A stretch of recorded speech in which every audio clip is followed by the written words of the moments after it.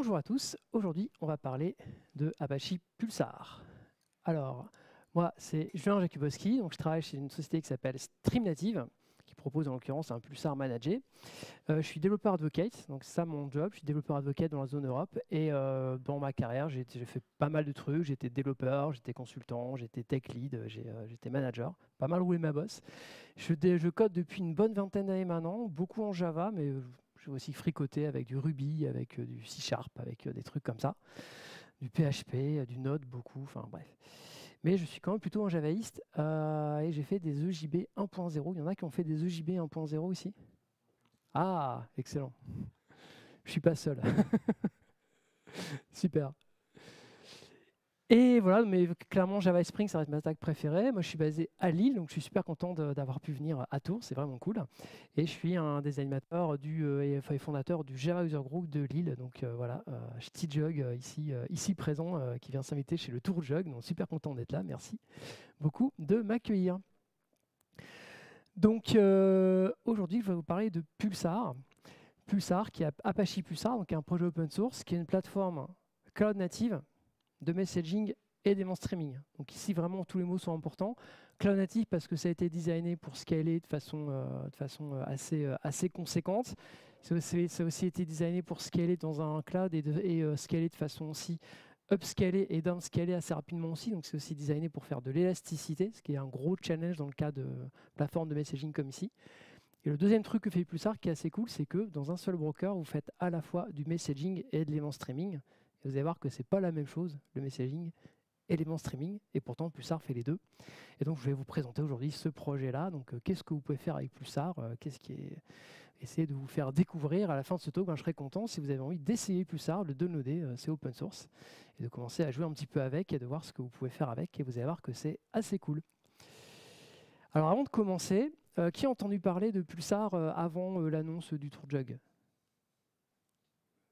Cool. Est-ce qu'il y en a parmi vous qui ont déjà essayé Pulsar? Pas encore. Ok. Est-ce qu'il y en a qui font du Kafka? Ouais, un petit peu. Ok. Est-ce qu'il y en a qui font un truc qui se termine par MQ, RabbitMQ, ActiveMQ, tous ces trucs-là? Ouais. Plutôt du messaging? Ok, cool. Vous êtes plutôt développeur? Ouais, qui est dev? Ok. Plutôt ops? Non, pas trop. Ok. Plutôt architecte, manager? Ok. Cool. Bienvenue à tous. Alors, je vous ai dit que Pulsar, c'était une plateforme qui faisait du messaging et de l'événement streaming. Je n'ai pas défini ce que c'était. Dans le messaging et dans l'événement streaming, il y a des points communs entre le messaging et l'événement streaming, mais aussi des différences. Donc, on va commencer par les points communs. Je vais être très très basique, donc s'il y a des experts ici en messaging et en événement streaming qui m'excusent quelques raccourcis, je vais être assez basique. Dans le messaging et l'événement streaming, il s'agit, dans cette histoire-là, on a des producteurs qui vont produire des messages. Okay, ça vous parle pour ceux qui ont fait du Kafka ou des trucs qui se terminent par MQ, vous êtes en terrain connu. Donc on a des producteurs qui vont aller produire des messages, on a des consommateurs qui vont aller consommer ces messages-là. Et entre les deux, on a un broker qui va les mettre en relation. Donc le broker va accepter les messages du producteur et le broker va livrer les messages au consommateur. Ça va pour l'instant? Ces messages, ils sont enregistrés par le broker dans une structure first in, first out. Okay, c'est-à-dire que les messages des producteurs sont enregistrés uniquement à la fin de cette structure-là, et les consommateurs vont être derrière pour rattraper les messages à lire. Et ces messages-là, cette structure first in, first out, ça s'appelle, dans le monde Pulsar, ça s'appelle un topic. Dans le monde de Kafka, ça s'appelle un topic aussi, et dans d'autres mondes de choses qui terminent par MQ, dans d'autres brokers, ça peut s'appeler une queue, ça peut s'appeler autre chose, mais l'important c'est de comprendre qu'on a affaire ici à une structure first in, first out. On écrit des messages ou des événements à la fin d'un topic, et le but c'est que les consommateurs soient le moins en retard possible par rapport aux messages qui ont été produits, et que les consommateurs consomment les messages au fil de l'eau. Ça va? Et en fait, ce qui est hyper important à comprendre aussi, c'est que les producteurs et les consommateurs, en fait, ils sont découplés. Et un broker, ça sert essentiellement à ça. C'est-à-dire que si le consommateur n'est pas là, rien n'empêche le producteur de continuer à produire des messages. Okay, si le consommateur il est là mais il est lent, il ne va pas ralentir le producteur. S'il n'y a pas de producteur, il peut quand même y avoir des consommateurs aussi. Si j'ai un stock de messages à consommer alors que pour la production s'est arrêté, je peux quand même encore avoir des consommateurs.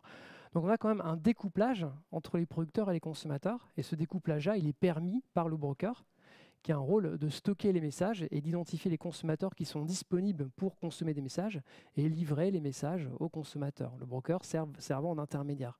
OK? Ça vous parle, ceux qui ont fait du Kafka, du truc en MQ? C'est bon? OK.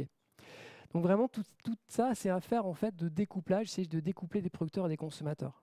Et c'est un point commun qu'on a entre le messaging et le streaming. Mais il y a aussi des très grosses différences. Le messaging et le streaming, c'est pas pareil, et là où ça diffère, c'est pas tellement du côté du producteur, c'est surtout du côté du consommateur. Ça veut dire que dans le messaging, on va faire des choses un petit peu particulières. On va essentiellement gérer ce qu'on appelle des work queues, c'est-à-dire qu'on va essentiellement gérer une file de messages que les différents consommateurs vont pouvoir consommer, vont pouvoir dépiler. Et traditionnellement, dans le messaging, on a plutôt tendance à faire en sorte que ces messages-là, ce soit une tâche à effectuer, quelque chose à faire, un appel à distance du consommateur qui va être amené à ou des consommateurs qui vont être amenés à effectuer une tâche liée à ce message-là. Un message, souvent, c'est égal à une tâche, et c'est une tâche qui est plus ou moins indépendante des autres dans le temps. C'est-à-dire que je peux consommer mes messages dans un ordre qui n'est pas forcément exactement le même que celui qui a été produit. Dans le monde du messaging, ce n'est pas forcément très très grave. On a moins besoin d'un ordre extrêmement strict, ce qui est différent dans le cas du streaming. Et donc le messaging, ça sert, là où ça marche plutôt bien, c'est vraiment pour implémenter des listes de tâches à dépiler et pour faire de la communication asynchrone entre services. Donc typiquement, ces consommateurs-là, ils vont être amenés, quand ils vont recevoir un message, à exécuter une tâche qui peut être plus ou moins gourmande ou bien plus ou moins longue. Et c'est justement pour ça qu'on a besoin de découpler un producteur et un consommateur.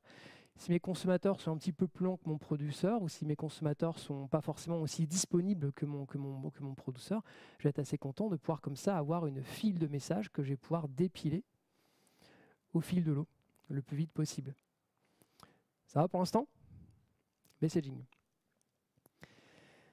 Donc typiquement, ça sert à implémenter de la communication asynchrone entre microservices, mais pas seulement, entre systèmes en général. Je parle de microservices, mais ça peut être des trucs beaucoup moins sexy aussi. Hein. Donc voilà, des systèmes, d'accord, qui ont besoin d'avoir un découplage entre eux dans leur mode de communication. Et typiquement, ça peut être utilisé, par exemple, pourquoi pas, pour, je sais pas, implémenter des notifications, par exemple. C'est pas forcément très, très grave si, par exemple, ces consommateurs-là vont aller envoyer des notifications sur un iPhone. C'est pas forcément très, très grave que si le producteur a produit un message qui devrait déclencher une notification à Alice et un autre ensuite pour notifier Bob, si c'est Bob qui notifie avant Alice et pas l'inverse, c'est pas grave. Okay, il y a rarement de couplage temporel. Les messages ne sont pas forcément très liés entre eux dans le temps, dans le messaging. Alors que dans le streaming, c'est très différent.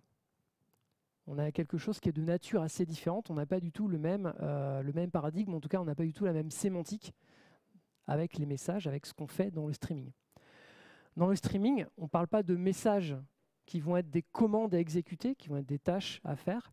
On va plutôt parler d'un flux d'événements qui se sont déjà produits, un flux d'événements passés. Par exemple, la dernière valeur connue de mon stock de mon entrepôt, elle est de 42 pour tel produit. Ben, c'est un événement. Le stock, à cette date, il était de 42.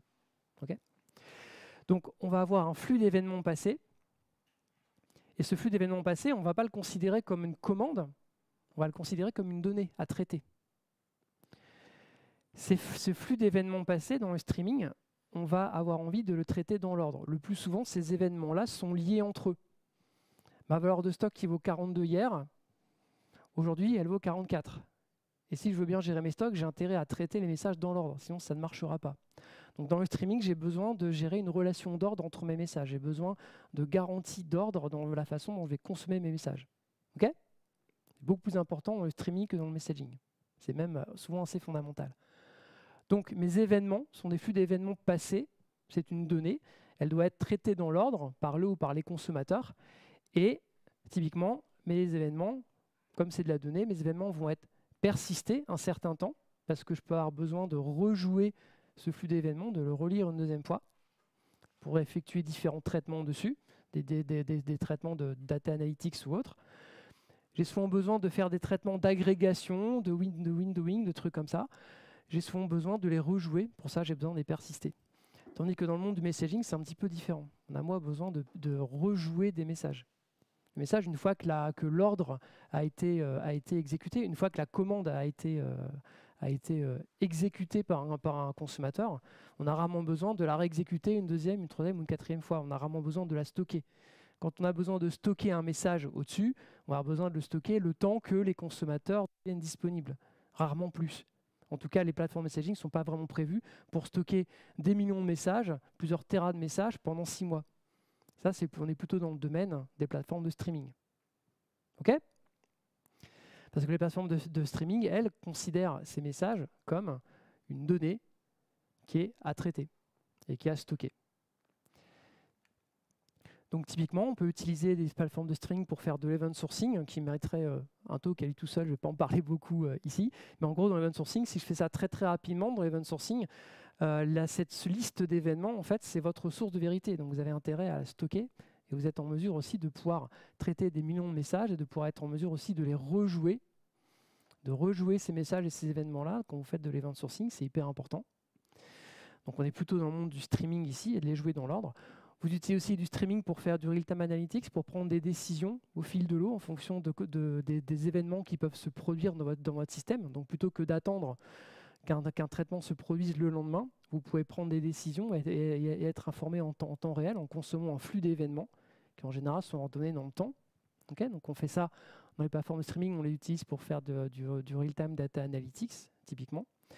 Et cas d'usage classique de la détection de fraude, vous pouvez imaginer que par exemple, dans ce flux d'événements passés, vous pouvez repérer des patterns dans une séquence dans le temps, des patterns dans les paiements qui vous pouvez considérer comme étant assez douteux. Et donc, vous pouvez être amené à faire des détections de fraude comme ça. Et donc, on est très très différent parce qu'ici, on utilise vraiment ces messages-là, ces événements-là comme de la donnée.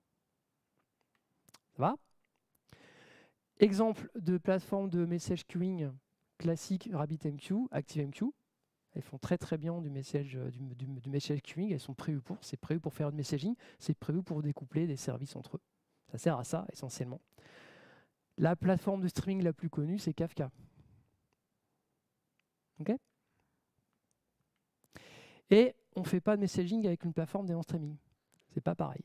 C'est pas fait pour. Les plateformes, alors je ne parle même pas d'acquittement individuel de message ou des trucs comme ça mériterait aussi une explication de au moins 10 minutes ou un quart d'heure, mais avec plaisir, je vous l'explique. Mais en gros, les plateformes de messaging, elles sont prévues pour faire du messaging, les plateformes de streaming sont prévues pour faire du streaming. Ce n'est pas les mêmes use cases, ce n'est pas la même sémantique, c'est complètement différent. Donc, alors, il y a des gens qui utilisent Kafka pour faire du messaging, mais ce n'est pas prévu pour plein de raisons que je ne vais pas exposer ici, sauf si on me pose la question après en séance de questions-réponses. Mais voilà, utilisons le bon outil pour faire le bon job. Ça marche ? Donc, on a vu que le streaming et le messaging, c'était deux choses assez différentes, deux modes de consommation de messages assez différentes, et donc deux modes de fonctionnement très très différents. Et dans une entreprise, du coup, on retrouve les deux. Dans certains cas d'usage, on a besoin de faire du message queuing, et dans d'autres cas d'usage, on a besoin de faire du streaming.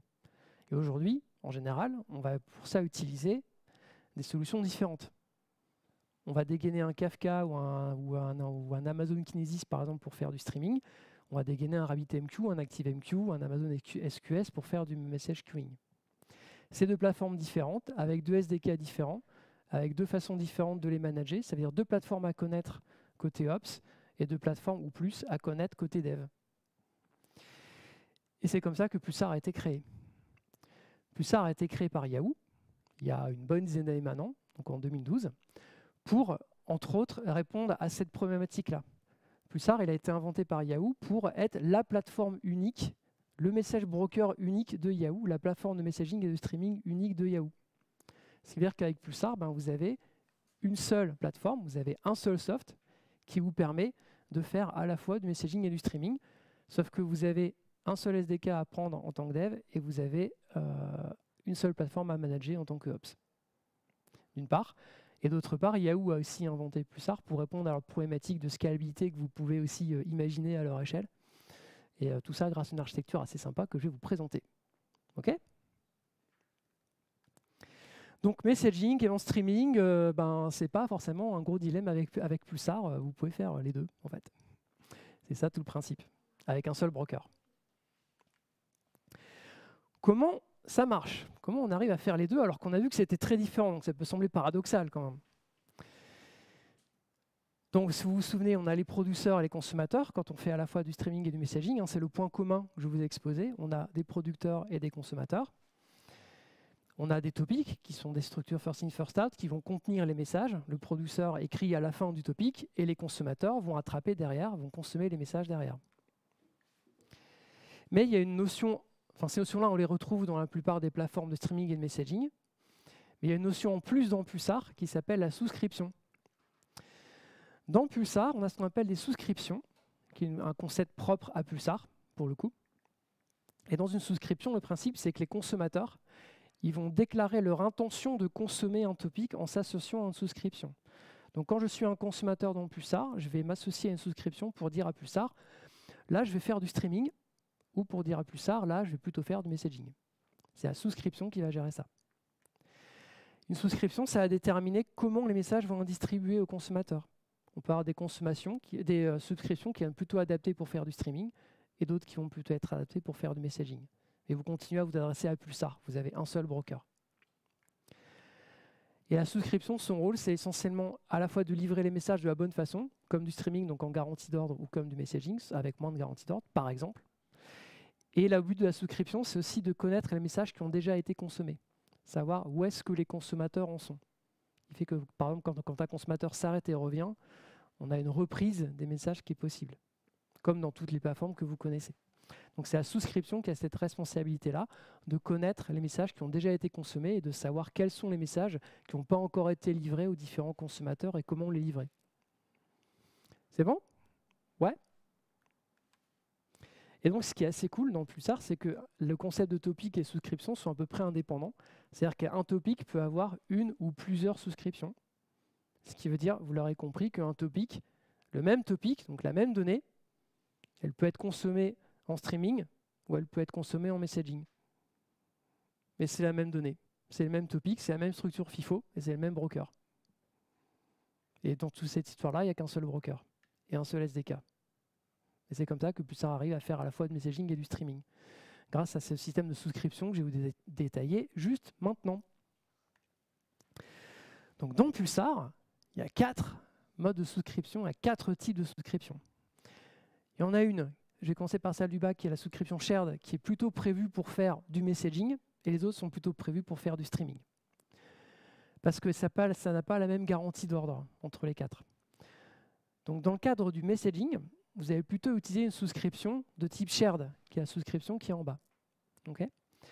Dans une souscription de type shared, imaginez que vous avez 5 messages qui ont été produits, là, ce qui est le cas de mon slide ici, et que vous aurez par exemple 3 consommateurs associés à ces souscriptions de type shared. À ce moment-là, ce que va faire Pulsar, c'est qu'il va distribuer les messages en mode round robin, donc il va répartir la charge entre les 3 consommateurs ici. Il va distribuer les messages en mode round robin sur les différents consommateurs. Donc le message M0, M1 et M2 vont être consommés en parallèle par les 3 consommateurs. Et du coup, vous n'avez pas forcément de garantie d'ordre stricte ici. Parce que si par exemple le message M1 associé au consommateur C2 met un petit peu plus de temps à être consommé, il est possible que le message M2 soit consommé un petit peu avant le message M1. Vous n'avez pas de garantie d'ordre ici. Vous avez la parallélisation, mais vous n'avez pas de garantie d'ordre. Par contre, ce qui est cool avec le mode shared, c'est que vous vous souvenez que pour faire dans le messaging, on fait plutôt une work queue qui va être un ensemble de tâches qui vont être dépilées par un certain nombre de consommateurs. Si vos tâches ne sont pas dépilées suffisamment vite, ce n'est pas très compliqué, vous ajoutez de nouveaux consommateurs et vos tâches sont dépilées normalement plus vite. Ça marche? Et au contraire, si ça commence à vous coûter un petit peu cher en termes de ressources, vous pouvez aussi réduire le nombre de consommateurs. Pulsar se débrouille, il va répartir la charge tout seul, ce que fait aussi un ActiveMQ, un RabbitMQ dans le cas du Meshell Queuing. C'est bon? Donc ça, c'est la souscription messaging. Donc si je suis un consommateur qui veut, ou un ensemble de consommateurs qui veut consommer mon topic comme une message queue, je vais m'abonner à une souscription de type shared.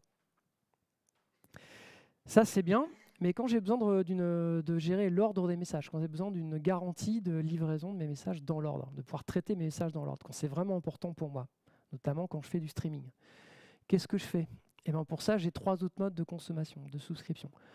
Si on remonte, je vais avoir le mode exclusif. Dans le mode exclusif, avec Pulsar, vous allez avoir à un instant T un seul consommateur sur une souscription. Si j'essaye d'en ajouter un deuxième sur la même souscription, Pulsar va le rejeter. À un instant T, il y a un seul consommateur. Comme il n'y a qu'un seul consommateur, mécaniquement, entre guillemets, les messages vont être consommés dans l'ordre, puisqu'il n'y a qu'un seul consommateur. Ça va? Mais ce qui est embêtant, c'est que si votre consommateur crash, c'est coupé. Vous ne traitez plus vos messages. C'est pour ça qu'il y a un autre mode qui est juste au-dessus, qui est le mode failover. En mode failover, à un instant T, vous avez toujours un seul consommateur qui est actif, comme le mode en dessous. Un seul consommateur actif, donc vous avez une relation d'ordre entre vos messages, ils sont bien consommés dans l'ordre. Par contre, vous avez un deuxième consommateur qui est en stand-by, donc c'est de l'actif passif. Vous avez deux consommateurs à un instant T, mais seulement un seul est actif. Pulsar ne livre les messages qu'à un seul consommateur. Et si ce consommateur tombe en panne, Pulsar va automatiquement basculer sur l'autre consommateur et Pulsar va livrer les messages au consommateur qui était en stand-by. Ça va? À un instant T, on a toujours un seul consommateur. Par contre, on a un petit peu plus de fiabilité puisqu'on a un mode actif-passif entre les deux consommateurs ici. Il y a toujours une garantie d'ordre. Ça, c'est cool, mais quand j'ai besoin à la fois de garantie d'ordre et de scalabilité de mes consommateurs, puisque je peux avoir besoin de traiter mes messages beaucoup plus vite que ce que je peux faire avec un seul consommateur, et pour autant pouvoir garder l'ordre. Il y avait un truc cool dans le shared, c'est que quand j'ajoutais de nouveaux consommateurs, je dépilais mes messages plus vite, c'était sympa, mais je perdais la relation d'ordre, c'est quand même dommage. Tandis qu'avec le mode key shared, vous avez un mode de fonctionnement qui est assez sympa, c'est-à-dire que si vous êtes en mesure d'associer une clé à vos messages, tous les messages de la même clé, tous les messages qui ont la même clé, vont être livrés au même consommateur. Donc c'est comme le mode shared en bas, sauf que tous les messages d'une même clé, la clé étant déterminée côté producer, tous les messages d'une même clé vont être livrés au même consommateur. Ce qui veut dire que, c'est-à-dire que dans un ensemble de messages de même clé, cet ensemble de messages de même clé est traité dans le bon ordre, puisque c'est le même consommateur qui va traiter cet ensemble de messages qui ont la même clé. Ça va? Ouais? OK. Et donc du coup, ce qui est cool, c'est que vous récupérez la scalabilité du bas. C'est-à-dire que si vous avez besoin de dépiler votre truc plus vite, vous ajoutez de nouveaux consommateurs, et Pulsar va automatiquement rebalancer, répartir la consommation des messages des différentes clés, tout en gardant cette contrainte forte de livrer toujours les messages de la même clé au même consommateur. Donc vous pouvez utiliser ça en scalant votre consommation de messages en ajoutant des nouveaux consommateurs et en gardant l'ordre, sous réserve que vous avez la possibilité, ce qui n'est pas toujours le cas, sous réserve que vous avez la possibilité d'avoir une clé intéressante. Ce qui n'est pas forcément toujours le cas dans ce que vous êtes amené à faire. Ouais? Oui. C'est une donnée qui est calculée, c'est une donnée qui est décidée par le producteur. Je donne un exemple, par exemple. J'ai donné un exemple d'entrepôt tout à l'heure avec des événements qui sont des niveaux de stock. Okay, et dans cet exemple-là, je vais avoir besoin de pouvoir lire les différents niveaux de stock successivement dans le bon ordre, mais en réalité, j'en ai besoin au produit. Donc, qu'est-ce que je vais faire? Je vais prendre une clé qui va être mon produit, et si dans mon entrepôt, j'ai des milliers ou des millions de produits différents, je vais donc pouvoir scaler en gardant une relation d'ordre jusqu'à des milliers ou des millions de consommateurs. Ça va? Là, c'est un super bon cas parce que j'ai la chance de pouvoir justement avoir une clé pertinente qui me permet de répartir de la charge tout en gardant un ordre pertinent. Ouais. Oui et non. Ouais, on va en parler. Voilà. Alors, je vais vous demander de ne pas trop penser à Kafka pour l'instant. J'en parle juste après, mais oui, ça ressemble à Kafka du côté du producteur. Et oui, le choix de la clé est assez important. Par contre, il est beaucoup moins structurant que dans Kafka, mais quand même assez important. Par contre, il ne contraint pas du tout le modèle de stockage et de scalabilité, mais j'en parle juste après. OK? Ça va pour l'instant? Ouais? Super. Donc, dans cette présentation, je vais vous montrer 7 points que j'aime bien sur Pulsar. Et le premier, c'est le fait que Pulsar, c'est une plateforme unifiée de messaging et de streaming. C'est-à-dire qu'avec la même API, avec le même SDK, avec un seul broker, vous pouvez faire à la fois du messaging et du streaming. Vous avez juste à vous abonner à une souscription du bon type. Et c'est-à-dire que ce sont les consommateurs qui vont choisir la sémantique, qui vont choisir la façon dont les messages vont être consommés. Et si vous couplez le mode de souscription avec le fait que dans Pulsar, vous pouvez régler la durée de rétention des messages, vous pouvez choisir que soit les messages sont gardés pendant très peu de temps, voire même supprimés immédiatement dès qu'ils sont traités, vous êtes plutôt dans le messaging. Tandis que si vous voulez faire du streaming, vous allez à ce moment-là régler une durée de rétention sur vos messages, sur votre topic plus longue. Et vous pouvez comme ça garder vos messages 6 mois, 1 an, 2 ans pour pouvoir les retraiter, les rejouer comme ce que vous pouvez faire avec Kafka. OK ? Mais tout ça, c'est indépendant. Vous pouvez tout régler indépendamment en fonction de votre besoin. Parce qu'on a une plateforme unifiée de messaging et de streaming dans Pulsar. OK ? Le deuxième point que j'aime bien, on va en parler, on va aussi parler un petit peu de Kafka, c'est la scalabilité dans Pulsar. Pulsar est vraiment très très bien, j'ai dit qu'il a été designé par Yahoo pour gérer la scalabilité, il a été inventé un petit peu après Kafka, et du coup il y a un design qui est peut-être un petit peu différent de celui de Kafka, il y a peut-être certaines limitations que Pulsar n'a pas, en fait, que Kafka peut avoir, en tout cas certains challenges que Kafka peut poser, que Pulsar, pour lequel Pulsar c'est un petit peu plus facile quand même. Donc pour ceux qui ont fait du Kafka, quand on essaye de scaler un Kafka, donc là vous imaginez, là c'est ma petite métaphore, enfin c'est pas moi l'auteur de ce dessin-là, vous imaginez que vous avez un cluster Kafka avec 2 nœuds pour l'instant, hein, et vous en ajoutez un troisième, d'accord, le bateau c'est un nœud. Donc dans vos nœuds Kafka, vous avez 2 nœuds qui sont bien pleins, hein, ok, vous avez vos nœuds et vos partitions de Kafka qui commencent à être pleines, donc vous avez besoin d'ajouter un troisième nœud. Mais le problème qu'on peut avoir avec Kafka, le challenge que peut poser Kafka, c'est que quand on ajoute un nouveau nœud pour accepter de nouveaux messages, pour accéder plus de storage, et pas que, mais aussi pour accepter une meilleure scalabilité, parce que tout est couplé là-dessus dans Kafka, ben vous avez besoin d'ajouter un nouveau nœud. En ajoutant un nouveau nœud, ce qui peut se produire avec Kafka, c'est que vous pouvez être amené à faire ce qu'on appelle une rebalance de partition. C'est-à-dire que Kafka va être obligé de, lié à son architecture qui est orientée partition au lieu d'être orientée comme Pulsar, son architecture va malheureusement parfois devoir nous imposer de réaliser une opération de rebalancing, c'est-à-dire de devoir déplacer des données pour rééquilibrer les données sur 3 nœuds au lieu de les avoir équilibrées sur 2 nœuds. Ça vous parle ça pour ceux qui ont fait du Kafka? Un petit peu? Ouais. Et du coup, quand on ajoute un nouveau nœud dans un cluster Kafka pour pouvoir accepter de nouveaux messages, de nouvelles données, le nœud n'est pas forcément immédiatement disponible. Il faut performer une certaine opération de rebalancing qui n'est pas forcément toujours évidente, qui n'est pas forcément toujours gratuite, qui peut être un petit peu lourde, qui est souvent manuelle d'ailleurs. C'est souvent la galère en fait. Pas toujours, il y en a qui arrivent bien, mais c'est souvent la galère. On a souvent besoin dans Kafka de devoir beaucoup anticiper ça en fait. Tandis que dans Pulsar, vous doutez bien de la chute, quand j'ajoute un nouveau nœud, il est instantanément disponible pour accepter de nouveaux messages. Grâce à une architecture qui est complètement différente en fait de celle de Kafka en termes de stockage. Donc comment ça marche? Vous vous souvenez, hein, toujours, on a un topic, donc une structure first in, first out. Okay. Les producteurs, enfin c'est pas les producteurs qui écrivent directement sur les topics, mais les producteurs induisent l'écriture de messages à la fin du topic, en mode append only, d'accord, ça marche comme ça. Hein. On ne fait que écrire au bout du topic. Et les consommateurs sont derrière et rattrapent les messages à lire. Donc idéalement, quand les consommateurs et les producteurs sont alignés, ils n'ont qu'un seul message de décalage. Parfois, ils peuvent en avoir un petit peu plus, et parfois même, ils en ont des millions. C'est fait exprès parce qu'on fait un catch-up, on rejoue un topic, et c'est tout à fait normal. Il y a toujours un décalage entre les consommateurs et les producteurs. Les producteurs sont append only, ils font qu'écrire. Les consommateurs ne font que lire, ils sont read only. Ça va ? Et dans Pulsar, un topic, au lieu d'être divisé en partitions comme Kafka, au lieu de ça, il est divisé en segments. Et c'est complètement différent. C'est-à-dire que dans un topic Pulsar, les messages dans le temps sont divisés en un certain nombre de segments qui se suivent dans le temps. C'est-à-dire que les vieux messages sont dans certains segments, tandis que les nouveaux messages sont dans d'autres. Et à un instant T, vous avez un seul segment qui est considéré comme ouvert, qui est considéré comme actif, dans lequel Pulsar va écrire les nouveaux messages du topic. Okay, c'est le segment unique ouvert pour un topic donné. Tandis que les segments précédents sont fermés en écriture par Pulsar. Ils sont clos, ils sont read-only.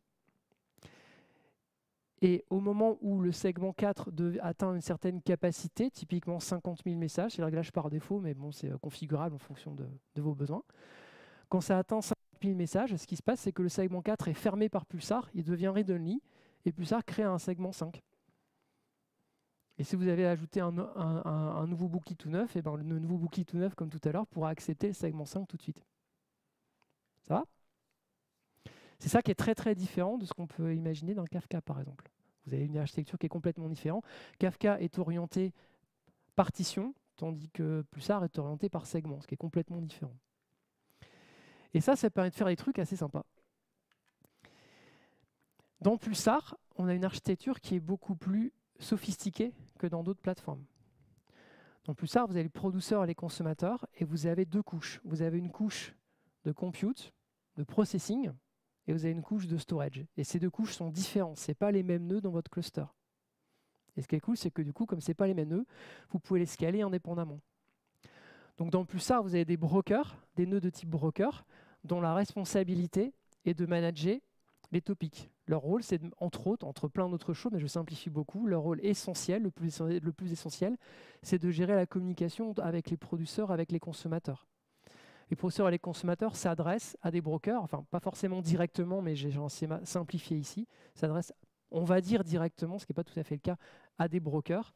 Le but des brokers, c'est de manager les communications entre tout ce beau monde-là. Donc si ce qui vous limite dans votre scalabilité, c'est le temps de traitement, par exemple si vous avez beaucoup de producteurs et de consommateurs, mais pas tant de données que ça, si ce qui vous limite dans votre scalabilité, c'est votre capacité de traitement, eh ben, ce n'est pas compliqué, vous ajoutez de nouveaux nœuds de type broker et vous acceptez la nouvelle charge tout de suite. Et Pulsar va automatiquement balancer les topics et déplacer le management des topics d'un broker à un autre. Là, je viens d'ajouter un nouveau broker parce que le broker 2 était un petit peu chargé. Il manageait à lui tout seul 2 topics et le topic 4 est un petit peu costaud. Il y a beaucoup de producteurs et de consommateurs dessus. On a décidé, soit un admin, soit un robot en autoscaling a décidé d'ajouter un nouveau broker pour faire face à cette charge. Dans ce cas-là, ce que va faire Pulsar, c'est qu'il va déplacer le topic du broker 2 au broker 3, mais ce qu'il faut bien comprendre, c'est qu'il ne va pas déplacer les données du topic, il va déplacer le management du topic d'un broker à un autre. Quand j'ai besoin de plus de processing, j'ajoute un nouveau nœud de type broker, et ça passe tout seul, il n'y a aucune donnée qui est déplacée, il n'y a aucun rebalancing de partition qui a besoin d'être fait. Donc vous pouvez scaler à plein niveau, vous pouvez scaler au niveau des consommateurs en ajoutant. Quand c'est votre broker qui est la limite, vous pouvez ajouter des nouveaux brokers. Et quand c'est le storage, eh ben vous pouvez ajouter des nouveaux nœuds Bookie. Si vous êtes dans le cas précédent, où cette fois-ci c'est la quantité de données qui vous limite, ou potentiellement aussi le throughput, plus que la capacité de traitement à proprement parler, ben vous ajoutez un nouveau Bookie. Et ce nouveau Bookie il va être en mesure d'accepter tout de suite les nouveaux segments qui vont être ouverts quand les segments actuels vont être considérés comme pleins. Ça marche? Ouais. Donc c'est une architecture qui est plus, complexe, qui est plus perfectionnée, mais qui permet de scaler complètement indépendamment vos traitements ou vos données. Si ce qui vous limite, c'est vos données, ben vous ajoutez un bookie, il est disponible tout de suite, ou plusieurs bookies. Si ce qui vous limite, c'est votre capacité de traitement, de processing, vous ajoutez des nouveaux nœuds brokers, et tout se passe bien. Et en plus de ça, tout ça, c'est complètement transparent, évidemment, pour les producteurs et pour les consommateurs. Donc là, tout à l'heure, quand j'ai ajouté un nouveau broker dans un cluster Pulsar, c'est un non-événement. Les producteurs et les consommateurs continuent leur boulot comme si de rien n'était, ils n'ont rien marqué, à part de meilleures performances. OK ? Donc ça, je trouve ça plutôt cool. Et c'est permis justement par cette architecture en segment qui est complètement différente d'autres plateformes un petit peu plus classiques qui sont plutôt orientées par partition au lieu d'être orientées par segment. Donc la scalabilité dans Pulsar, moi je trouve ça assez cool. Je trouve ça assez novateur en termes d'architecture, assez sympa. Et maintenant, je voudrais vous parler d'autre chose qui est la durabilité, c'est-à-dire comment est-ce que Pulsar gère son stockage et les features qui sont associés. Pulsar, il stocke des segments. Okay ? Donc dans les bookies, vous avez des segments, tandis que les brokers managent des topics. Et un topic est composé de plusieurs segments. Dans cet exemple-là, j'ai mis un replication factor de 3, c'est-à-dire que chaque segment de mon topic, managé par le broker 2, en tout cas un instant T managé par le broker 2. Ce topic 2, il est constitué de 5 segments, et comme j'ai mis un réplication de facteur de 3, ça veut dire que chacun de ces segments est disponible en au moins 3 exemplaires dans au moins un bookie différent. Ça va? Ça va sur le schéma. Ce qui fait que si je tue un bookie, je n'ai pas perdu de données. J'ai toujours au moins un exemplaire, ici 2 en l'occurrence, minimum exemplaires de chacun de mes segments, je n'ai pas perdu de données. Et si je réajoute le bookie dans le cluster, ou pas d'ailleurs, ou même si je ne le rajoute pas d'ailleurs, Pulsar, enfin, ou plutôt Bookkeeper, va se débrouiller pour recopier les segments behind the scene de façon complètement transparente pour s'assurer que j'ai toujours 3 copies. Donc il va s'auto-réparer. Okay, tout ça, c'est automatique. Ça marche bien. Et en plus de ça, ce qui est cool, c'est que vous vous souvenez que les segments qui sont dans le passé, ils sont read-only. Et comme ils sont read-only, ce qui est sympa, c'est que je peux aller les décharger dans des espaces de stockage, dans des systèmes de stockage qui sont beaucoup moins chers que celui d'un bookie. Par exemple, S3, Amazon S3, Google Cloud Storage, etc. C'est-à-dire que vous vous souvenez que quand on fait du streaming, on a des besoins de rétention de messages. On peut avoir besoin de stocker des millions de messages pendant une période de 6 mois et d'1 an. Stocker une grosse quantité de messages sur des nœuds de type Bookie ou de type Kafka ou autres qui sont optimisés pour l'IO avec des SSD top, etc., ça coûte un certain prix. Et ce n'est pas tous les jours que vous faites du replay de messages. Donc à partir de là, avec Pulsar, ce qu'il fait, c'est que vous pouvez décharger les anciens segments tout en les gardant, juste vous les déplacez automatiquement dans un système de stockage moins cher et virtuellement illimité, comme S3 ou autre. Et c'est complètement transparent pour les producteurs et pour les consommateurs. Les producteurs, ils ne voient rien, de toute façon, ils ne sont pas concernés puisque eux, les nouveaux messages sont acceptés par les bookies, avec toutes les performances qui vont bien. Les messages plutôt récents, qui statistiquement vont être le plus souvent ceux qui vont être consommés, puisque vous vous souvenez que le but, c'est qu'un consommateur soit assez proche de son producteur en termes de retard, qu'il y ait le moins de retard possible dans la consommation des messages. Donc du coup, la plupart du temps, les consommateurs vont consommer des messages récents. Ceux-là aussi, ils vont être dans les bookies, donc ça va être super performant. Par contre, les anciens messages, on n'a pas besoin de les mettre sur les disques extrêmement performants des bookies. Vous pouvez les déplacer sur un S3 et gérer votre stockage comme ça. Et ça, c'est natif dans le Pulsar. Ça s'appelle Tier Storage Offload, en l'occurrence. Ça va ? Et ça marche tout seul, et c'est transparent pour le consommateur. Donc si j'ai besoin de faire un catch-up et de relire mon topic, et à un moment donné, les anciens messages vont venir de S3, le consommateur ne s'en apercevra pas. Pour lui, c'est complètement identique. J'ai rien à coder. Ça n'impacte pas du tout mon code. Jusqu'à ce que le consommateur tombe sur les messages récents qui seront peut-être dans des bookies. OK ? Et ça s'aperçoit de rien. Un autre truc dont je voulais vous parler, c'est le multitenant. Dans Pulsar, il y a un truc qui est assez sympa, c'est que vous pouvez avoir un cluster Pulsar qui est mutualisé au niveau de toute une boîte parce qu'il est multitenant. Nativement, il est conçu dès le départ pour être multitenant. Multitenant, ça veut dire quoi? Ça veut dire qu'avec Pulsar, vous pouvez avoir un seul cluster à manager qui est découpé en plusieurs tenantes, chaque tenante contenant des ressources, donc des topics en l'occurrence, et des namespaces, on en parle juste après, des topics et des namespaces. Et donc chacun de ces tenants vont être isolés les uns les autres. Ça veut dire que les gens qui travaillent au marketing, qui ont accès aux tenants marketing, n'ont pas accès au topic namespace du tenante d'un autre département, d'une autre partie de votre entreprise ou de notre équipe de votre entreprise. Et vous pouvez manager la sécurité et plein d'autres réglages indépendamment au niveau de chaque tenante, au niveau de chaque namespace qui est le sous-niveau et au niveau de chaque topic. Avec une organisation comme ça, vous pouvez avoir, et on a pour le coup en production, des clusters Pulsar qui managent des centaines de milliers de topics sur un seul cluster. Chacun des topics étant bien rangé dans des différents namespaces qui sont manageables chacun de façon indépendante. Et chaque namespace étant rangé dans des tenantes.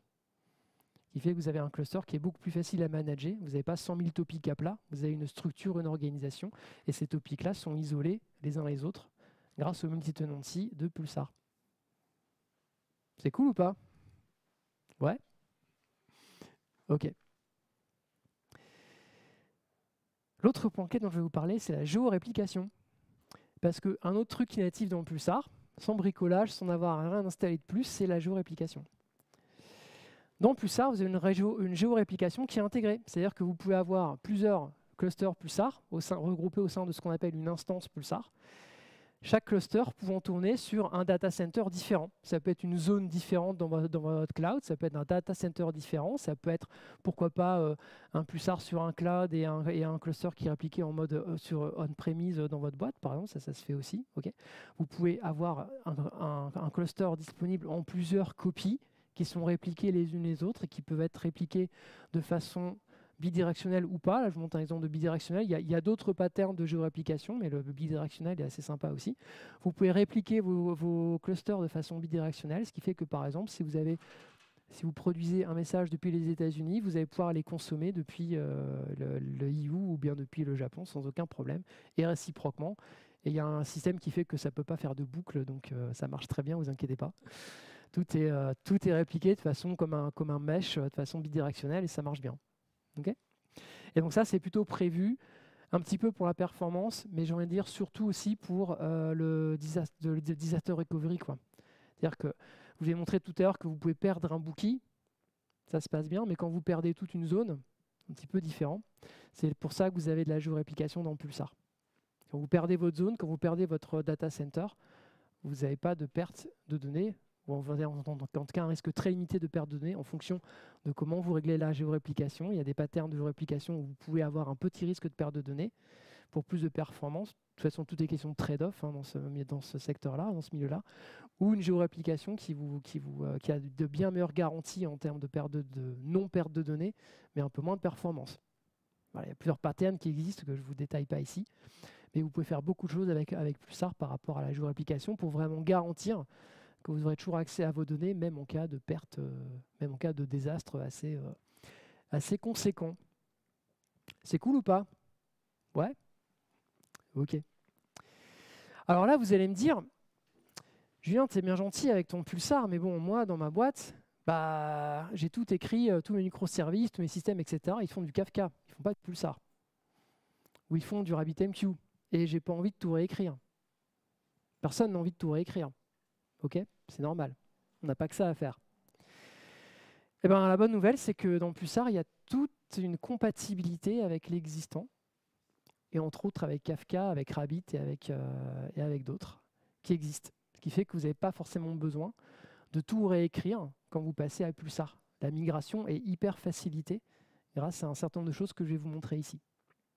Du coup, vous pouvez bénéficier de Pulsar sans forcément avoir à réécrire, à faire une croix sur tout votre patrimoine que vous avez déjà. Vous vous souvenez de ce schéma-là, okay, donc plusieurs producteurs et plusieurs consommateurs qui, en fonction du mode de souscription, vont pouvoir soit se comporter en mode streaming, soit se comporter en mode messaging. Mais j'ai jamais dit que ces consommateurs et que ces producteurs pouvaient aller obligatoirement utiliser le SDK de Pulsar ou le protocole natif de Pulsar. En l'occurrence, vous pouvez avoir des producteurs qui sont compatibles avec Kafka et qui ont l'impression, qui croient ces producteurs sont convaincus qu'ils sont en train de produire sur un Kafka alors qu'en réalité ils produisent sur un Pulsar. Pareil avec RabbitMQ, pareil avec MQTT qui est assez sympa, notamment si vous faites de l'IoT. Il y en a qui font un peu d'IoT ici. Ouais.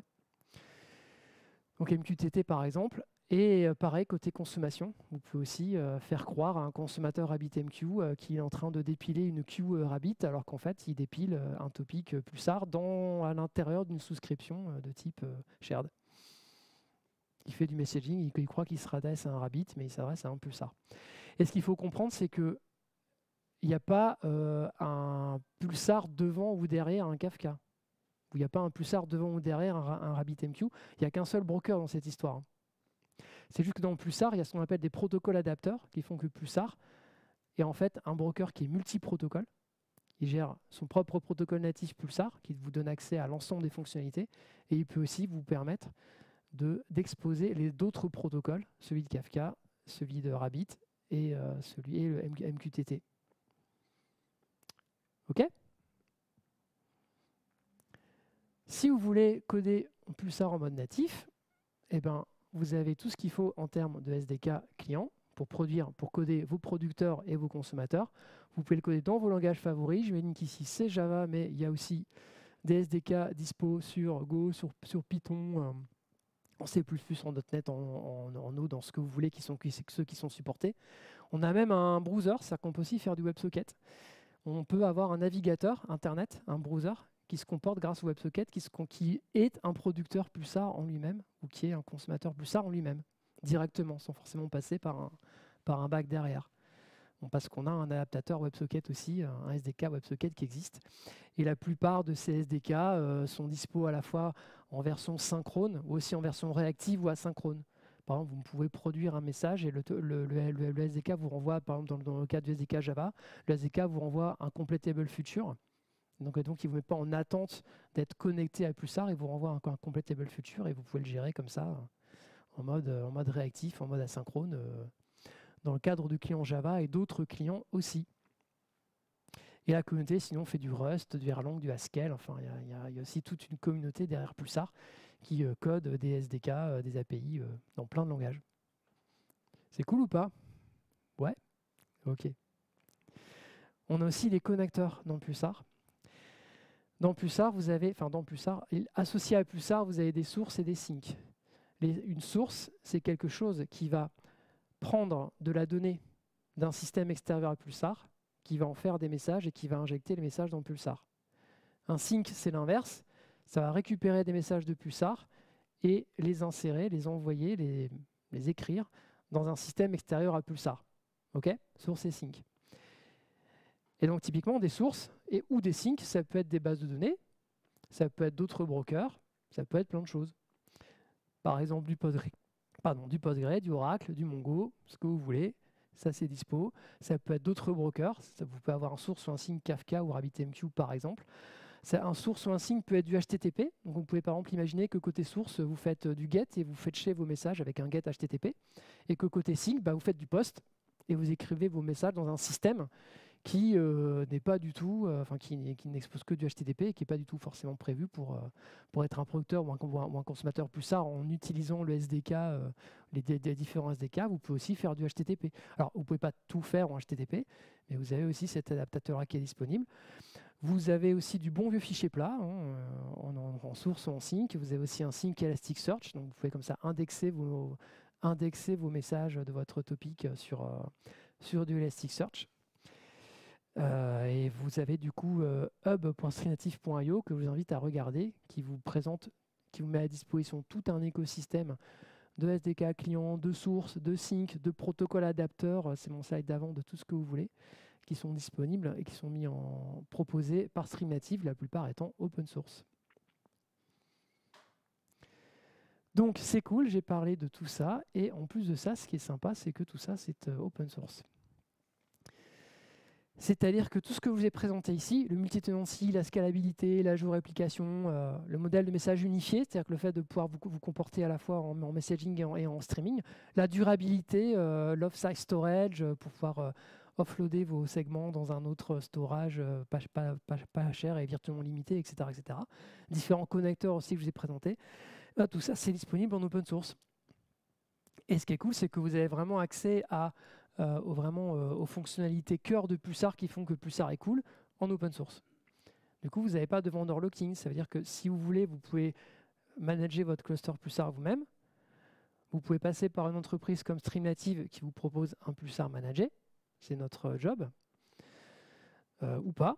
Et si vous n'êtes pas forcément content de votre provider cloud, voilà, vous n'êtes pas vendor locké, quoi. Vous avez accès à toutes ces fonctionnalités-là dans la version open source de Pulsar.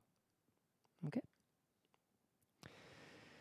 Donc, les dates clés autour de Pulsar, ça a été créé autour de 2012 chez Yahoo. Chez Yahoo, ça s'appelait leur Cloud Messaging Service de Yahoo. Ça a été créé comme ça. C'est passé open source par Yahoo en 2016. C'est devenu un top-level project d'Apache en 2018. Et depuis 2019 jusqu'à aujourd'hui, maintenant on est vraiment dans une période de forte croissance, d'adoption de Pulsar de plus en plus grosse, avec une communauté de plus en plus dynamique, foisonnante et de plus en plus large. On a une adoption assez sympa, assez rapide, assez large. On a beaucoup plus de committers, on a aussi beaucoup plus de choses autour, comme par exemple plus d'adaptateurs, plus de connecteurs, plus de sources, plus de sync, etc., etc. que vous avez depuis cette époque-là. Donc on a une communauté assez dynamique. Maintenant, on a plus de 600 contributeurs différents sur Pulsar, qui est un tout petit peu plus que Kafka depuis la dernière fois que j'ai regardé en tout cas. On a environ 7000 personnes qui sont inscrites sur notre Slack communautaire, le Slack d'Apache Pulsar. Et on a une estimation d'environ un millier d'entreprises et d'organisations différentes qui ont été amenées à utiliser Pulsar. Donc en récap, Pulsar, moi je trouve ça cool parce que c'est une plateforme unifiée de messaging et de streaming. Vous avez un seul broker, vous faites du messaging et du streaming. Pulsar, c'est assez sympa en termes de scalabilité parce que son architecture lui permet de ne pas forcément avoir certaines limitations que d'autres plateformes peuvent avoir. Pulsar, c'est assez sympa pour gérer un grand volume de messages en termes de storage, des terras et des pétas de messages, grâce à cette architecture en segments et grâce aussi au fait que vous pouvez offloader les messages à l'extérieur. Et vous avez aussi de bonnes garanties de durabilité des messages grâce à la réplication que vous avez dans Pulsar. Pulsar, c'est une unité tenante, donc du coup, c'est vraiment très très sympa. Vous pouvez avoir un seul cluster que vous avez à manager à un seul endroit pour toute une entreprise. Et avec la multitenancy, vous pouvez subdiviser votre cluster en tenants indépendants. Vous avez la géoréplication, qui est aussi avec Pulsar en open source. Qui est très sympa pour survivre à des désastres assez importants, de type perte de data center. Vous avez toute une compatibilité avec l'écosystème qui fait qu'adopter Pulsar ne devrait pas forcément être un gros frein si vous avez déjà un existant qui tourne sur du Kafka ou sur du RabbitMQ ou autre. Et tout ça, c'est open source. Petite démo, je ne sais pas combien de temps il me reste. Ça va? Les pizzas sont pas encore là? Ok. Alors, je vais essayer de vous faire 2 démos. La première démo, elle va parler de bière belge. Moi c'est mes bières. Je viens de Lille, alors mes bières favorites, c'est les bières belges. Il y a débat, il y en a qui préfèrent les allemandes, etc. Moi, je préfère les bières belges. D'accord. Question de goût. Comment? Ah, j'en ai vexé un, d'accord. Dommage. Où je vais vous montrer dans cette petite démo les différents modes de souscription et comment ça se passe pour coder un petit client, un petit producteur, un consommateur Pulsar en Spring Boot cette fois-ci. Donc pas que le SDK Java, mais le SDK Spring Boot avec toute l'intégration qui va bien. Vous allez voir que c'est assez sympa. Et dans une deuxième démo, je vais vous montrer comment Pulsar, je vais vous faire une démonstration de Pulsar en mode multiprotocole, avec les adapteurs multiprotocoles. Ça vous va? C'est cool? Ouais? Allez, c'est parti. C'est là où démo time. Hop. Alors, ça, je lancerai plus tard. Alors, c'est parti. Donc, on va imaginer, moi, j'ai une 4G, donc je ne le fais pas, j'ai déjà téléchargé. On va imaginer que j'ai téléchargé un Apache Pulsar depuis le site pulsar.apache.org. OK ? Je vais dézipper ça. Voilà, donc ça a tourné sur mon Mac. Et ce qui est sympa, c'est que quand vous êtes développeur ou quand vous avez besoin de faire un petit POC, toute la complexité de l'architecture que je vous ai montrée avec, vous souvenez, les brokers, les bookies, etc. En local, vous n'avez pas forcément besoin de beaucoup vous embêter avec ça. Alors, vous avez des fichiers Docker Compose qui existent. D'ailleurs, j'en ai un qui vous permet de setuper vraiment un cluster en local. Vous avez aussi des M-charts, vous avez même un opérateur Kubernetes. Enfin, vous avez tout ce qu'il faut pour manager et installer des clusters Pulsar assez complexes. Mais moi, en local, juste pour coder, j'ai juste un petit Pulsar standalone. Un Pulsar standalone, c'est un seul process Java qui contient tout et qui est capable d'être un Pulsar indépendant. Donc vous avez toutes les fonctionnalités de Pulsar. Enfin, vous n'avez pas la géoréplication, évidemment, mais, ni la réplication tout court, mais vous avez un Pulsar qui est équivalent à un broker et un bookie, quoi. Okay, ça, c'est le Pulsar standalone. Donc je vais le lancer, parce que pour l'instant, j'ai pas un plus. Bin Pulsar standalone. C'est là où il faut un petit peu de réseau.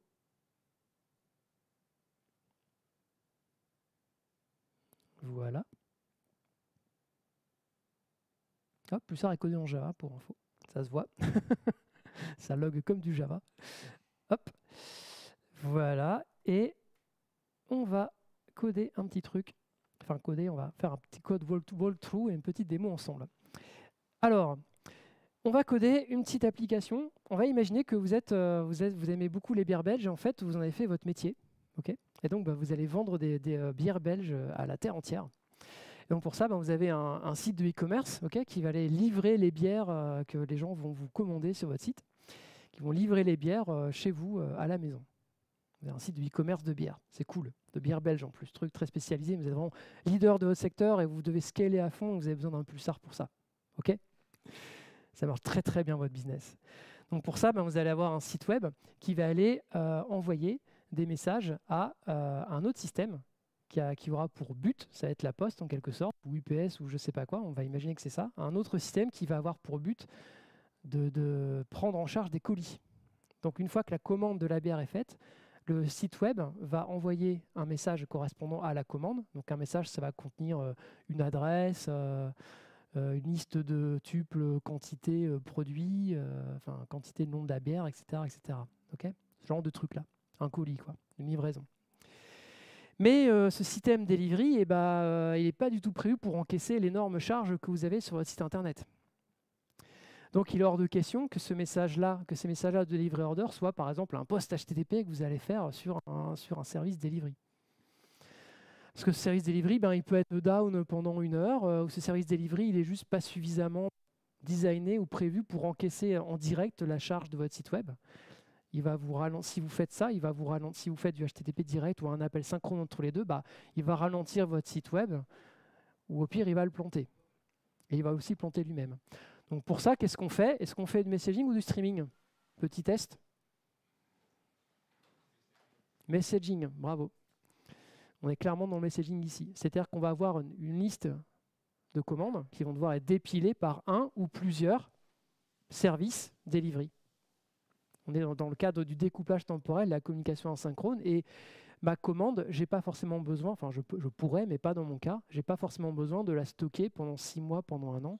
Et j'ai pas non plus forcément besoin, en tout cas dans ce cas de messaging, de rejouer, de retraiter mes commandes depuis le début. En fait, je pourrais, hein, mais bon. Dans ce cas d'usage, on va dire que non. C'est bon? Donc là, on est dans le messaging. Et par ailleurs, j'ai un entrepôt qui, à chaque fois que quelque chose se passe dans l'entrepôt, par exemple, une bière sort de l'entrepôt, ou alors l'entrepôt, il y a eu du réappro, donc il y a un camion de bière qui vient de livrer mon entrepôt.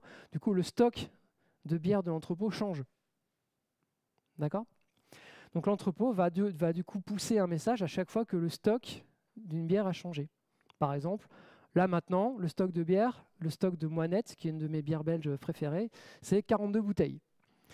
Et 1 heure après, le stock de Moinette, maintenant, il est passé à 50 parce qu'on a reçu 8 Moinettes en plus dans l'entrepôt.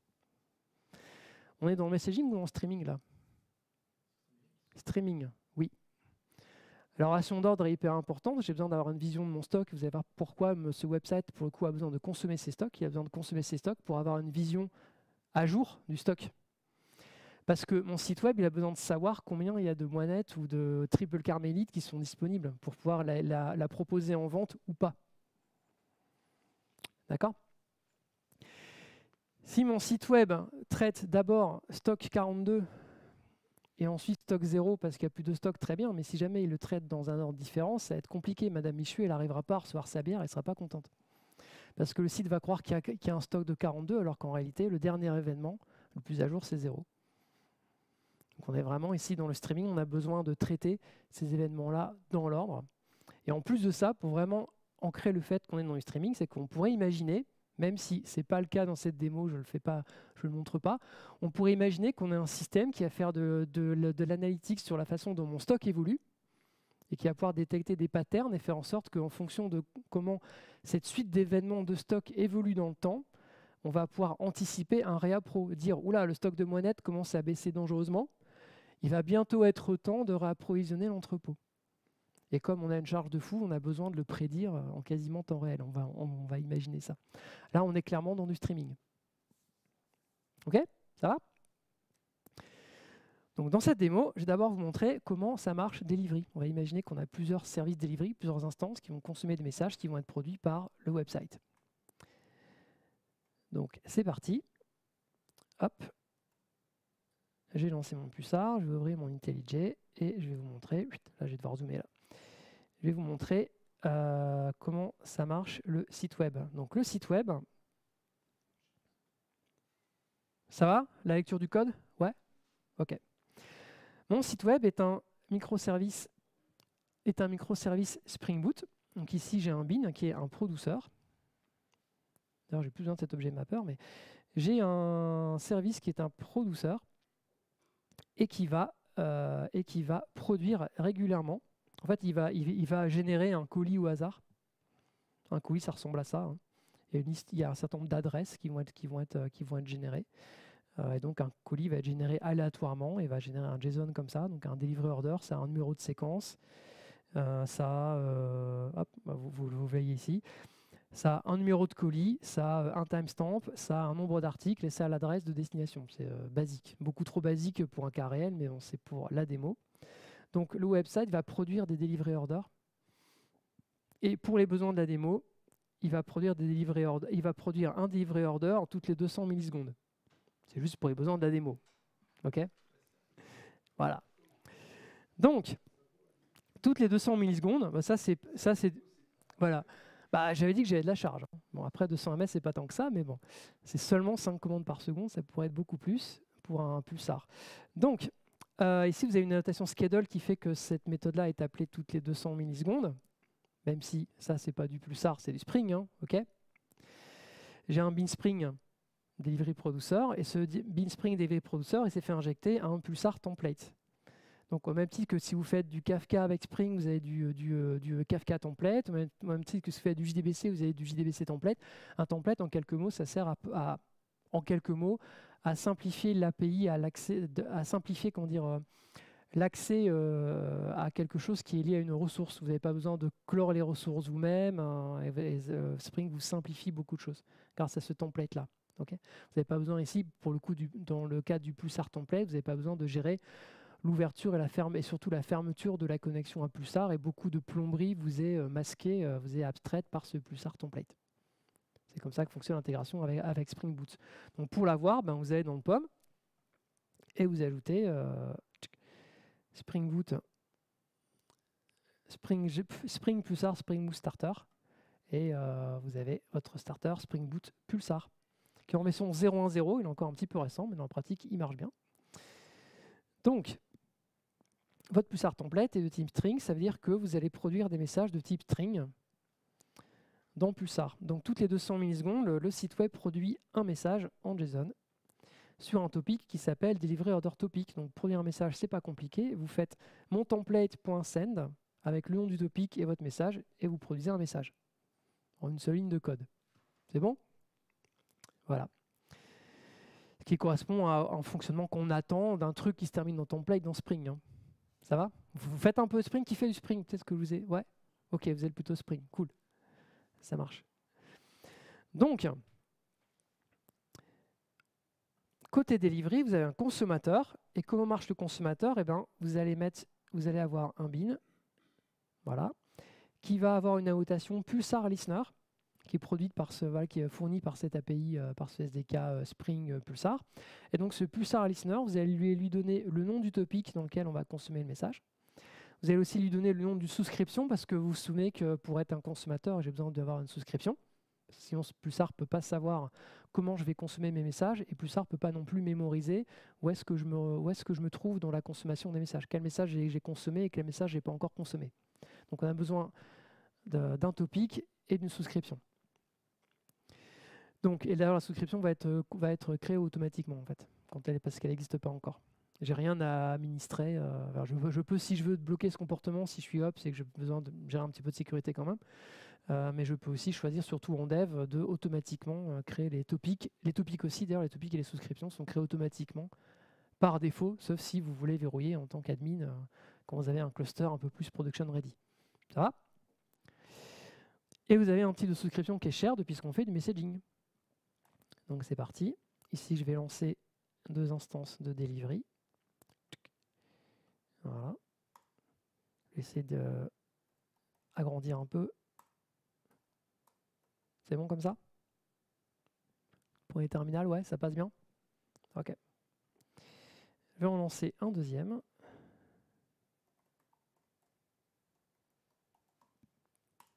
Voilà. Pour l'instant, il ne se passe rien parce que je n'ai pas lancé le website. Et maintenant, je vais lancer un website.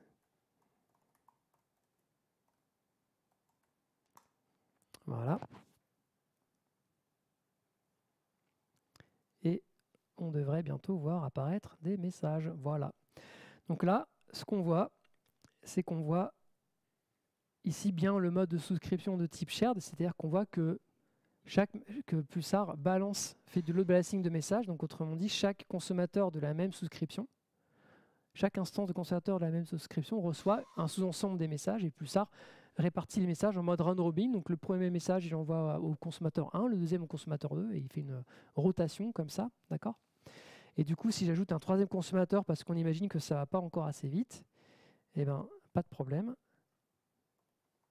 jar delivery, target delivery. Voilà. Et la troisième instance, comme elle est sur la même souscription toujours, cette souscription-là, delivery subscription, elle va accepter à son tour, comme ce qu'on voit ici, de nouveaux messages. OK? Là, j'ai illustré le mode shared. Donc je peux ajouter autant d'instances que je veux. Je ne vais pas toucher à mon cluster. J'ai peu besoin d'ajouter de nouveaux nœuds ou de nouvelles partitions, comme ce que je serais peut-être amené à faire dans Kafka, puisque quand vous faites du Kafka, vous êtes limité, votre nombre de consommateurs est limité par votre nombre de partitions. Moi, je n'ai pas cette limitation-là dans Pulsar, en tout cas quand je fais du messaging. C'est bon? C'est ce que je disais tout à l'heure, c'est-à-dire qu'on ne fait pas de messaging avec Kafka, c'est pas prévu pour. C'est bon? Par contre, avec un RabbitMQ, vous faites ça aussi. Vous pouvez aussi ajouter plusieurs consommateurs et il va dépiler plus vite votre consommation de messages. Parce que c'est du messaging, ça. C'est pas du streaming. OK. Maintenant, on va regarder un autre petit truc, c'est le mode de souscription failover. Donc, comment ça va se passer? On va changer un truc ici. Voilà. On va récompiler. Hop. Touc. Voilà. Et on va faire ça. Ah non, il faut qu'il... je me suis trompé. Il faut l'arrêter, lui. Tac. En fait, quand on n'a plus aucun consommateur, la souscription va être refaite en mode failover. Parce que je lui ai dit de recréer une nouvelle souscription. Donc,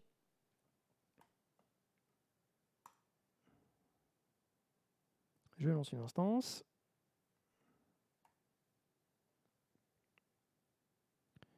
Voilà, je relance mon producteur.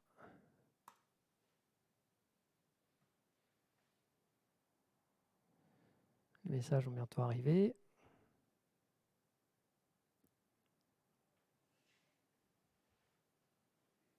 Ou pas. C'est pas grave.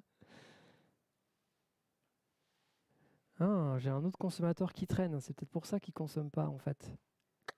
Je dois avoir un process qui traîne. C'est ça que je dois avoir. Hop. Effet démo. Joker. Allez. Je vais changer de souscription. Ça devrait aider un petit peu. Voilà. Hop.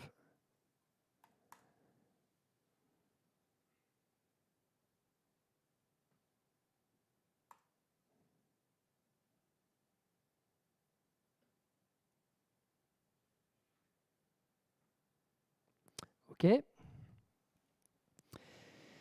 Et comme je suis en failover, ce qui va se passer, c'est que si je lance une autre instance, eh ben,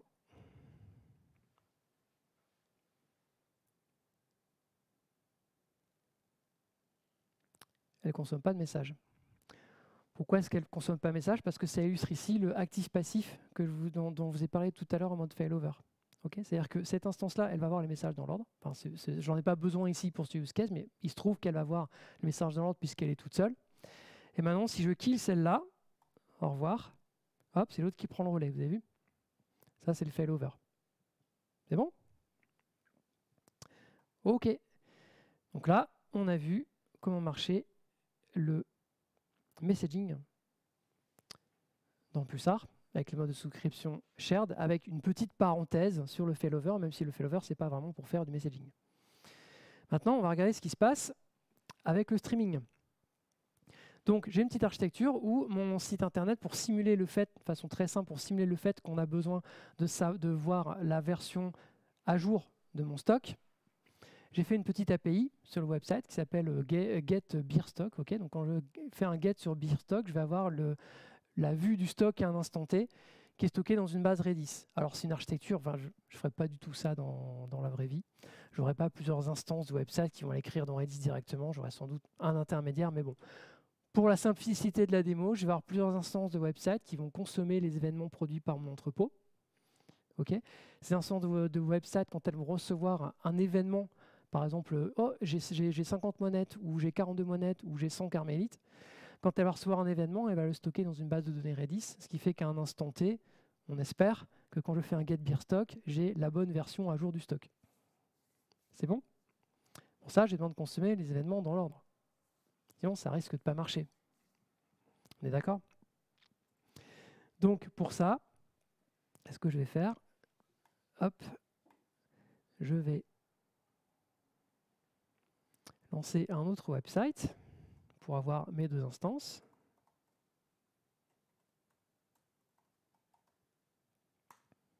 Sur un autre port, sinon ça ne va pas aller. Hop, on va avoir conflit.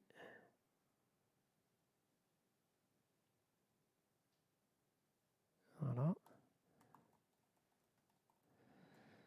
On va faire comme ça.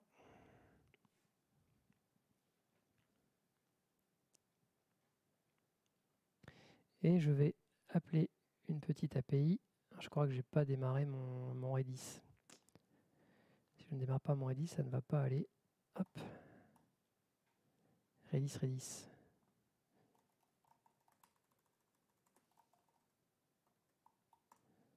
Voilà. Et voilà.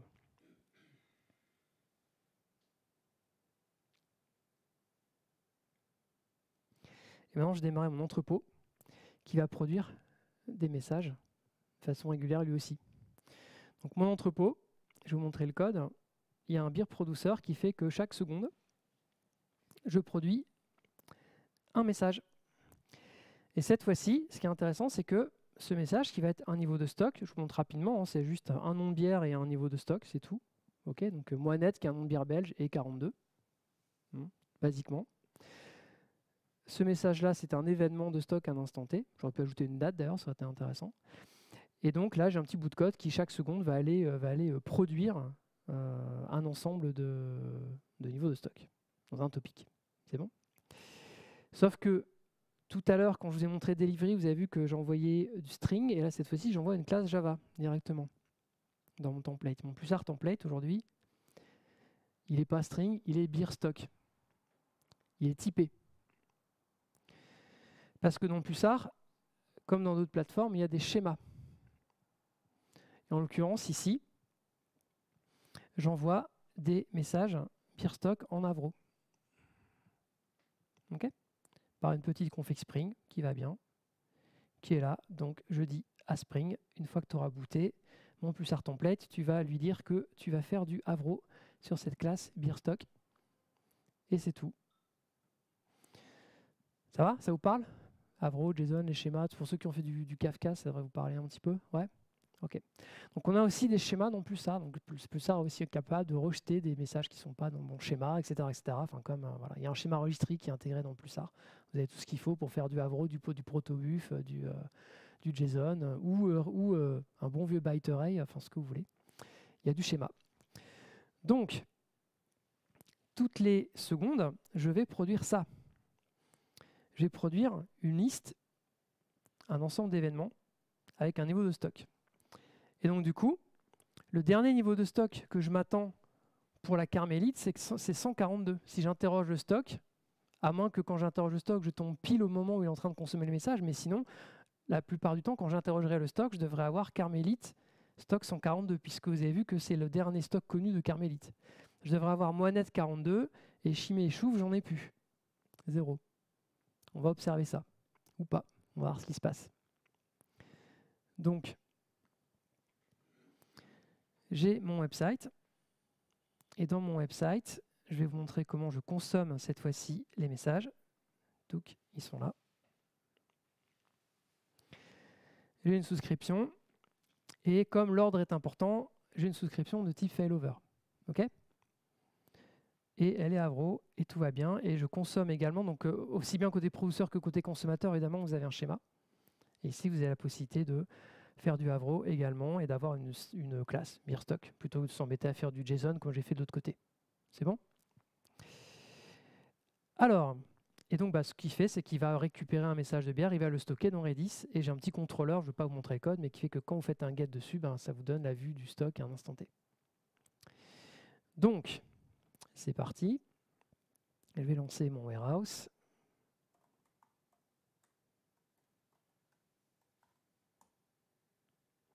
Voilà.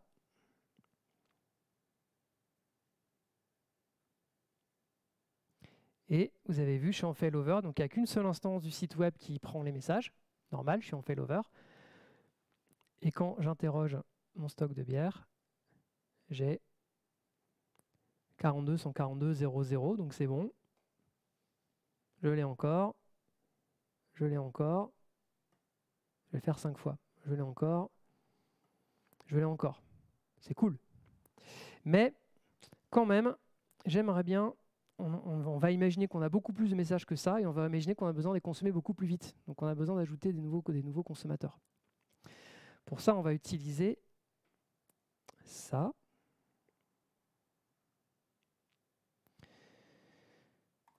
On va se dire que j'ai vu, Julien il m'a dit que quand on ajoutait des nouveaux consommateurs, on avait besoin de souscription de type shared. Très bien. Allez, on va faire ça. Hop.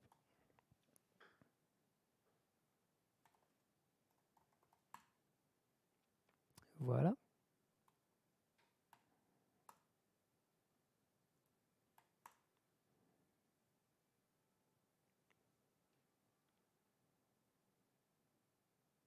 L'autre va démarrer. Et voilà, donc les deux messages sont bien consommés. Donc a priori, je devrais consommer les messages 2 fois plus vite. C'est cool. Et là, on va voir ce que ça donne en termes de stock. Oh, 43 au lieu de 42. Oh, j'ai encore de la chimée alors que je devrais plus en avoir en fait de la chimée. Comment ça se fait? Comment? Ce qui se passe, c'est que, alors c'est pas forcément évident à voir dans les logs, mais ce qui se passe, c'est que les Pulsar répartit de façon, alors pas tout à fait arbitraire, mais Pulsar répartit les messages sur les différents consommateurs sans forcément respecter de relation d'ordre, parce qu'on ne l'a pas demandé. Donc il va juste prendre chaque message et les distribuer en mode round robin. Ce qui est très bien quand on fait du messaging et qu'on n'a pas de relation d'ordre stricte entre les messages, qui est très bien quand les messages sont des tâches indépendantes. C'est bien pour du messaging, mais pour du streaming, ça ne marche pas. Ce qu'on voit ici. Par contre, j'ai de la chance. J'ai un très bon cas que j'ai un peu spoilé en tout début de présentation, où j'ai un très bon cas, un très bon exemple où je peux pour le coup ajouter une clé du côté du producteur. Et à votre avis, quelle clé je devrais utiliser? Voilà, l'ID du produit. Parce qu'en fait, j'ai besoin de consommer les messages, j'ai besoin de voir le flux d'événements de stock dans l'ordre étant donné un même produit. J'ai de la chance, je suis dans un cas où je peux utiliser une clé. Et j'en utilise une déjà dans le code du warehouse, côté producteur. On fait un +r template, sauf qu'ici on ne fait pas juste un send, on utilise une petite API fluente qui va bien pour pouvoir personnaliser un petit peu la façon dont on produit les messages. Donc au lieu de faire send directement, on fait new message et on lui passe l'objet qui va se débrouiller pour sérialiser en Avro comme tout simplement. On va lui passer un message customizer qui va permettre de personnaliser la façon dont on produit les messages et notamment on va lui dire la clé c'est le nom de la bière. Ok? Tu produis sur ce topic là et vas-y envoie-moi mon message. Ça c'est l'API synchrone, hein. Je pourrais faire du send async et puis je récupérer un completable future, mais bon là je fais simple, c'est l'API synchrone. Et donc, comme j'ai une clé, ce qui est cool, c'est que je vais pouvoir faire ça. Je vais pouvoir passer en mode key shared cette fois-ci. Recompiler.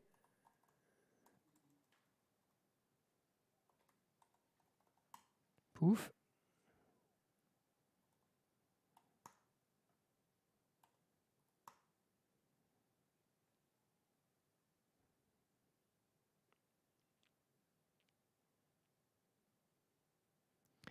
Voilà, donc ce qui est cool, c'est que vous avez vu, quand j'ajoute 2 consommateurs, ils sont 2 à consommer des messages. Par contre, si vous regardez bien les logs, vous allez voir qu'il y en a un qui ne prend que les carmélites, les monettes et les choufs, et l'autre ne prend que les chimées. Ne me demandez pas pourquoi est-ce que Pulsar a décidé ça, mais c'est comme ça. Et quand Mais alors, ce qu'il faut bien comprendre aussi, c'est que dans la pratique, si j'ai des centaines de milliers de clés et que j'ai des centaines de consommateurs, je veux dire, Pulsar va répartir de façon assez correcte les différentes clés. Et donc, cette fois-ci, mon stock, il était bon. Et là, il est encore bon. 0 chouf, 0 chimé, moinette, carmélite. Et là, il est encore bon.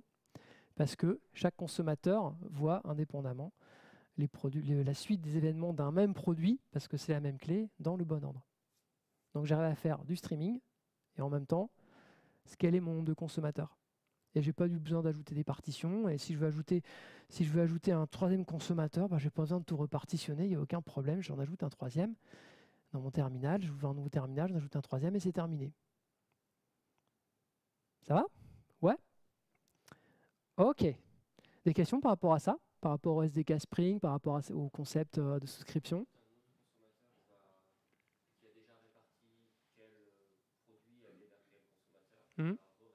Ouais, je peux te montrer. En fait, j'en parle, mais je montre pas, donc je vais montrer. Hop, c'est parti. Alors, j'ai pas beaucoup de clés différentes, donc on va voir ce qui se passe, mais normalement, il devrait répartir, effectivement. Alors, website, il faut un autre port. 92, ça ne devrait pas être utilisé.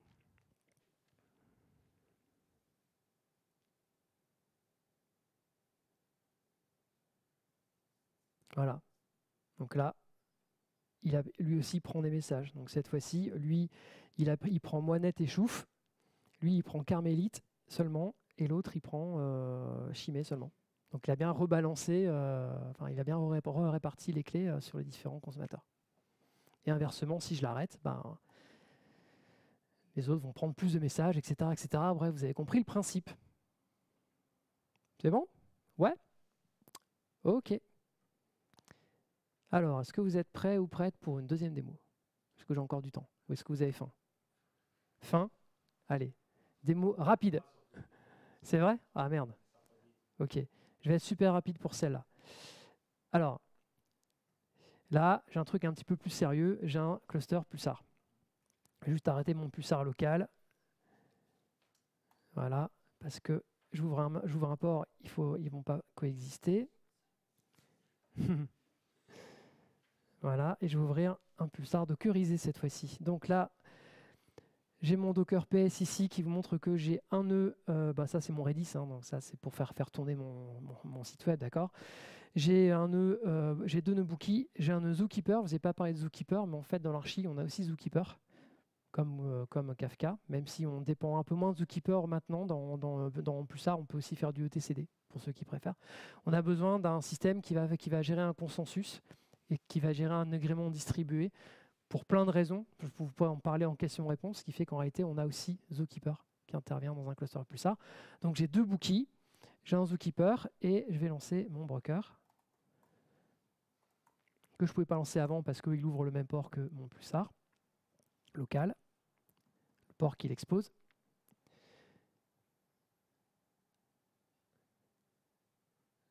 Starting. Et pour ça, je vais vous montrer le code de ce que je veux faire. Donc, j'ai 4 microservices. J'ai un microservice qui va faire du AMQP. Donc, le principe, c'est le protocole de Rabbit. Hein. Donc, le principe, c'est que j'ai une petite application qui a un microservice Spring aussi, qui va aller envoyer dans un Rabbit template un message et qui va aussi écouter un message sur une queue, Rabbit. Et dans le POM, si je cherche Pulsar dans mon POM, j'ai rien qui dépend de Pulsar. J'ai que du Rabbit. C'est un pur client Rabbit AMQP, je ne dépends pas de Pulsar. Pareil pour... et donc, chaque microservice que je vais vous montrer, en fait, il va s'écouter lui-même. Il va envoyer un message sur un topic ou sur une queue et il va le consommer. C'est ça qu'il va faire en boucle comme ça, chaque seconde. Donc, j'ai un microservice Kafka. C'est le même principe. Quand je cherche Pulsar dans le POM, j'ai pas de Pulsar. Il dépend que de Kafka. j'ai un Kafka listener pour écouter mes messages et j'ai un Kafka producer pour envoyer mes messages. Ça va? Il n'y a rien de plus rare là-dedans. Et croyez-moi sur parole, j'ai aussi un autre microservice, MQTT. J'ai gagné un petit peu de temps pour que les pizzas soient plus chaudes, mais voilà.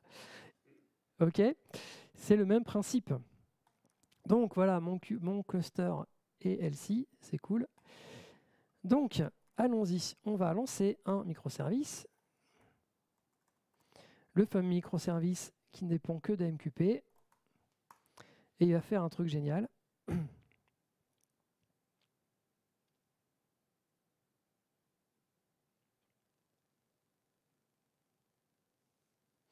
C'est qu'il va envoyer un petit lapin, parce que Rabbit, qui dit « Hey, que je cause en AMQP à Pulsar ».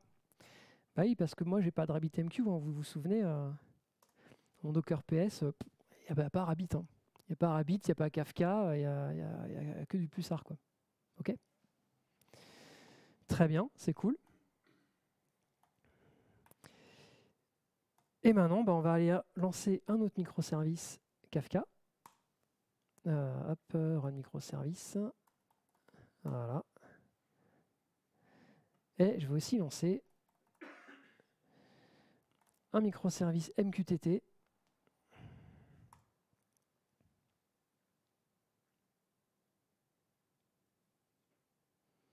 Voilà.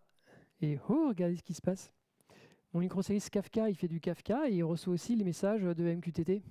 C'est marrant, non? Et inversement. Allez, on va lancer Pulsar, on va voir ce qui se passe. On va lancer un microservice Pulsar qui dépend que du SDK Pulsar et ni de Kafka, ni de... Voilà. Et lui, il fait des licornes. Hop, et on va voir ce qui se passe. Ça va être rigolo.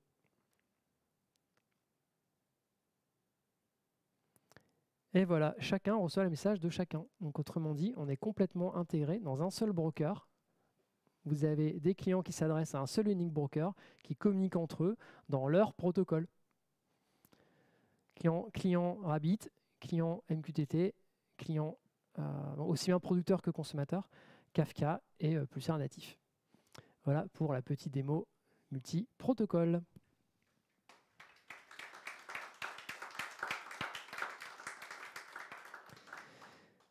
Alors, donc c'est ça que je vous ai montré. Voilà, le slide, pour montrer que je ne vous ai pas menti. Alors, les questions, on va peut-être les poser pendant la pizza, non? Ouais. Ça marche. Et sinon, ce qui m'aiderait pendant la séance de questions-réponses rapides, c'est que vous puissiez scanner ce QR code de feedback. Ça sera très utile pour me donner du feedback sur ma présentation. Et je vais aussi vous poser une petite question dans ce formulaire.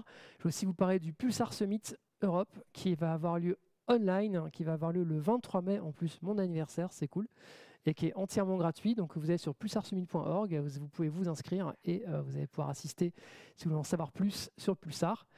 N'hésitez pas à me contacter sur JAK78 sur Twitter et n'oubliez pas que mon boulot de Dev Advocate, c'est pas seulement de faire de la pub entre guillemets pour Pulsar, ça fait partie du boulot, mais pas que, c'est aussi pour vous aider dans votre chemin avec Pulsar. Donc je serai hyper preneur de vos premiers essais avec Pulsar. Je serais super content que vous puissiez downloader Pulsar, faire des essais avec, commencer à faire des POC, etc. N'hésitez pas à me contacter, je suis là pour vous aider, pour vous accompagner dans ce chemin-là vers Pulsar. Et aussi récupérer du feedback dans votre expérience avec Pulsar, parce qu'on a toujours possibilité, même si Pulsar c'est un super produit, on a toujours possibilité de l'améliorer. Donc ça fait aussi partie de mon boulot, donc n'hésitez pas à me contacter sur Twitter pour ça. Voilà, voilà.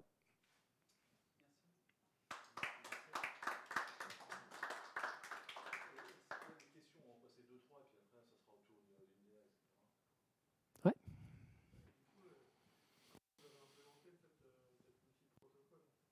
Comment quoi?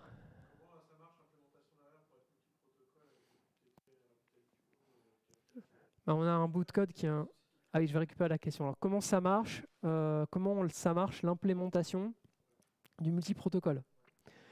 Alors, le principe, c'est qu'on prend un cluster Pulsar et on y ajoute un morceau de code qui est un protocole adapteur, qui est une sorte de plugin en fait à Pulsar. Et ce protocole adapteur, en fait, va ouvrir un port, entre guillemets, dans le protocole qui va bien. Enfin, c'est plus compliqué qu'ouvrir un port, mais bref, va exposer un comportement d'un Kafka ou exposer un comportement d'un RabbitMQ et va faire cette conversion, cette adaptation entre ce que demandent les clients, les producteurs et les consommateurs, et Pulsar.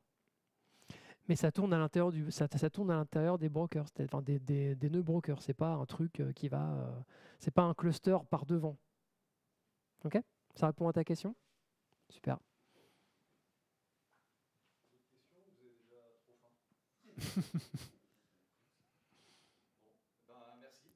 Merci.